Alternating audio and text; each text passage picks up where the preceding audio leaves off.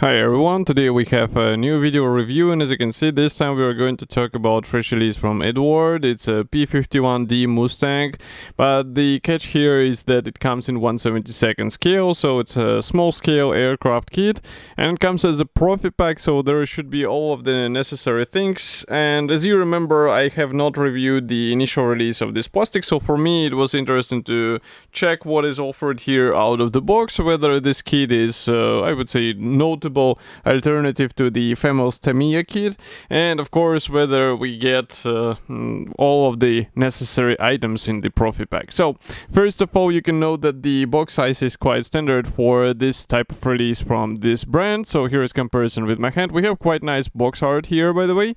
Also here on the side you can see some safety information, and if I flip over the box, here you will see 6 marking options, which is quite a plenty for even for 1/72 scale. So this is a top opening box, and here is what we have inside. So I do not see any of the, I would say, tight packaging problems, so I hope the parts will arrive to you intact. To me they arrived quite okay. I can see that, for example, clear sprue is still having the 1-point attachment, so that's why you can get this main section of the canopy broken off, but this is already due to the packaging. Maybe a foam layer will help, but as you know, Eduard does not do this. So what we have here is the canopy parts mostly. So as I said already, we have the main section molded separately, and it might be handy for some open cockpit ideas. We have the windscreen here. We also have some minor clear parts here, also the target side, for example. And because this is the Profipack, so we should get the masks included. Pre-cut masks, of course, so they will be ready to be used. And I think with a Mustang it's always a good thing to have, even though you will still have to get the liquid masks due to the bubble top canopy. So I'm opening the next plastic bag. This is a resealable plastic bag, and here we will get the gray sprue with the fuselage halves, and this is quite what I expected, so I will show you in a second, but you should be able to see it right now. So, of course, both fuselage halves are molded together with the top cowling section, and of course you will have to be careful while joining them, because you can get an ugly seam in the middle, and this is not something you would like to have on the Mustang, where this part or this section was usually smooth, because it's a single piece part, and that's why I don't understand why it is being separated here, even though it could have been molded separately. So we also get the wing, which is, I would say, designed in a classic way. We have also the wing mechanization separately, at least this. We also have the tail section molded separately too, and as you can see, the tail fin is molded together with the rudder. We have 2 versions of it, and we also have the tail wings there, so they're also molded separately. In terms of the external features, if I zoom in, you can notice that we have the recessed panel lines and rivets. They look quite okay, especially for this size. Do not forget that this is a 1/72 scale kit. Here is comparison with my fingertip, so it's not such a huge thing. And here we can also see these parts from the opposite side, so there are guiding elements which will help you with alignment, and I think it's not a difficult thing to do.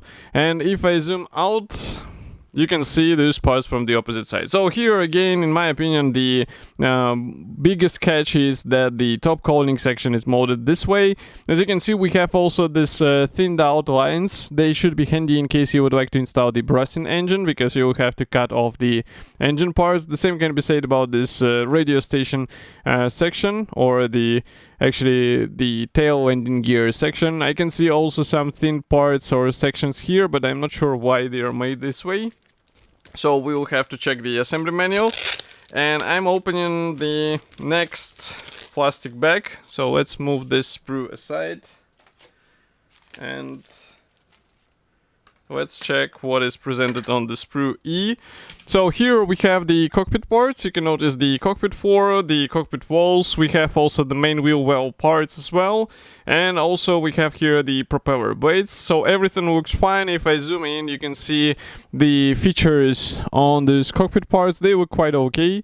And I think there will be also P parts supplied. So even though this is the 1/72 scale kit, you should be able to get even better features. In case you open the cockpit, this is very valuable. Here here we also have two types of the instrument panels. We have also some parts for the radio station as far as I can understand, and also here we have the landing gear wheels. If I flip over this plastic sprue here, we have also some details for the bottom section of the cockpit floor. But as you can notice, we also have some guiding pins which will help you with the alignment of those parts. Those are the landing gear legs. So again, I can zoom in, and I was talking about those parts. So they're quite thin and small, just like on the real aircraft, but I wonder whether they will be durable enough if you install the resin and also install the PE parts from the original aftermarket products. So I'll definitely think it through, because it might be not enough, and it will not provide enough of the support for the increased weight of the assembly. Here you can also see the fuel tanks, and we also have the rockets and also some minor parts. So rockets should be assembled out of several sections, and the fuel tanks, they have the guiding pins inside here, as you can see, so it should be easy to combine them together. But again, they should be smooth, so that's why pay attention to how they will be joining and try to get the more or less streamlined connection. So next, I am opening the separate plastic bag with the PE parts, so just give me a second. Let's move this sprue aside, zoom in. And here we have the pre-painted P parts. So camera will focus now, and you should be able to see this P thread. We get basically all of the necessary parts which will be visible on the cockpit, and I think this is really good.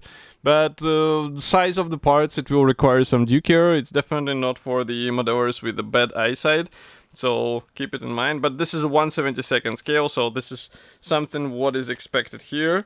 The same can be said about the masks. So as I said, they are pre-cut, but in order to apply them, you will have to use tweezers. You will have also to use the liquid masks, because the main canopy section cannot mask other way. And to get the more or less precise finish, you have to do this. So next, I'm opening the plastic bag with the decals, and here you can see two decal sheets. So just give me a second. Okay, so first of all, we have the stencils, and of course they are printed in Eduard, so I will close the lenses a bit, zoom out, and here you can see them. And again, these are the stencils for 1/72nd scale, so the application will take some time, but I think it's worth it, because even in 1/72nd scale, stencils are giving the model a bit more impressive and realistic appearance, so that's why it's definitely a worthwhile investment of your time. And in case you are not such a huge fan of the P parts, you have the decals for the cockpit. And some others were saying in the previous reviews that this is actually a handy thing for them due to the eyesight again. We also get the necessary symbols for several marking options. As you remember, there are 6 of them in total, so you will have to apply them. There is no segmentation, but at least we have the numbering for each of the decal symbols, so it will be easy to understand which one you have to use here and there. And as for the assembly manual, this one is printed as the large brochure, so I will just zoom out and show you the whole brochure. As you can see here, we have the short history note. It's written in English, but I guess if you are building this aircraft, you already know a lot about it. And here we have the parts map. Note that many parts from the armament sprue will not be used, because they are designed for a different version, obviously. Here we start with the cockpit, and you have to work with P parts straight away. Red color means that you have to cut off the plastic. So be ready for this, because as you can see, a lot of things should be modified. And there are also some parts specific for the marking option you will pick, so pay attention to this as well. Next, we join fuselage halves together. Here we also have some additional modifications in case you would like to have bombs installed on your aircraft. We also get the P stencil for the panel lines on the wing, and also here we install the ailerons and then join the wing together with the fuselage. Here we have the tail wings. This is the instrument panel, which is surprisingly installed separately from the cockpit. As you can see, we just insert it inside, and then we continue with the air intake. So the front section of the air intake is molded as a one-piece part. But as you remember, you join the fuselage halves together, so still you might have the seam in the middle. And just to prove it, I will go back several pages. And here you can see what I'm talking about, this area.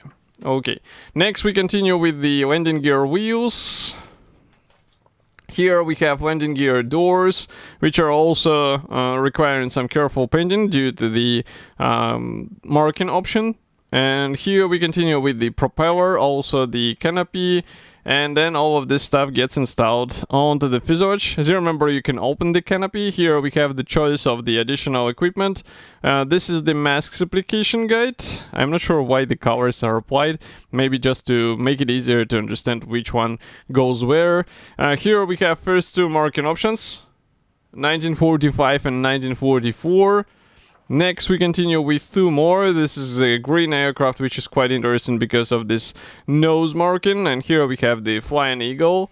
And two more markings are classical silver aircraft with this bright finish touches, which are also quite interesting to replicate, especially in such small scale. You also have here the aluminium lacquer painted areas so that you understand where to paint them.